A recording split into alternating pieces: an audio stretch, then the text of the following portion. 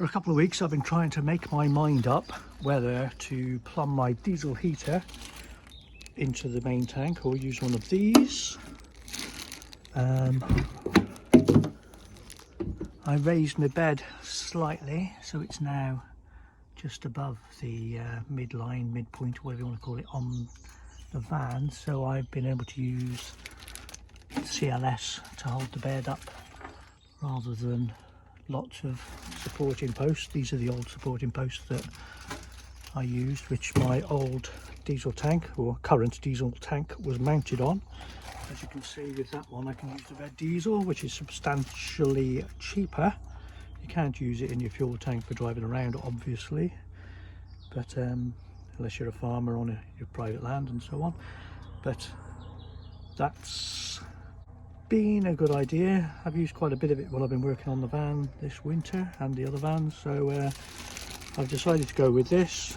But rather than have that monstrosity of a contraption holding that tank up there, it was tidier than that before I raised the bed, but I've had to knock something up to hold it in place for now. I'm going to sit this in that little corner there, and doesn't look it, but I think it holds about 5 litres. And I've got my little orange can that I can fill it up if I need to. I've tipped about half a can in there and it's done me 2 weeks working on the van, so I think that's going to be plenty for me. So I'm going to have that there out of the way, free up all this space, and give me a lot more room for storage.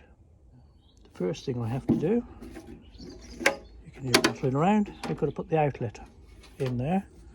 I have done a video on that previously when I fitted one to another van, so I'll leave a link to the video showing you how to do that in the description, and I'll crack on and get that fitted myself. That's the new tank in position. I made a little frame for it to hold it in position safely, and I've done the outlet ready for the pipe to go in. So I've just got to disconnect that one. I'm going to reroute it because I've got it going all around the houses down there to the fuel pump. So yeah, I'm going to blank that off, empty that out, and then connect it all up. I've undone the old tank from its support, emptied it into my little orange can. So that I will be keeping topped up. It takes 10 litres, and that'll be fitting in this little gap here, strapped in. So, move that out the way. Now I just got to take this one out here and then thread it back through and make a nice little run tidy around to the side there.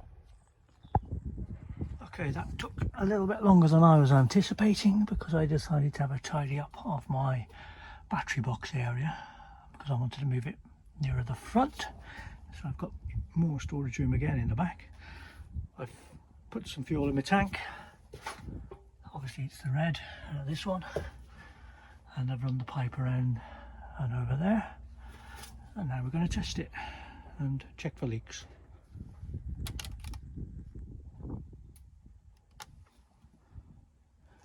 I imagine it's going to take a few goes to get it going because there will be a bit of an airlock in there, but we'll see.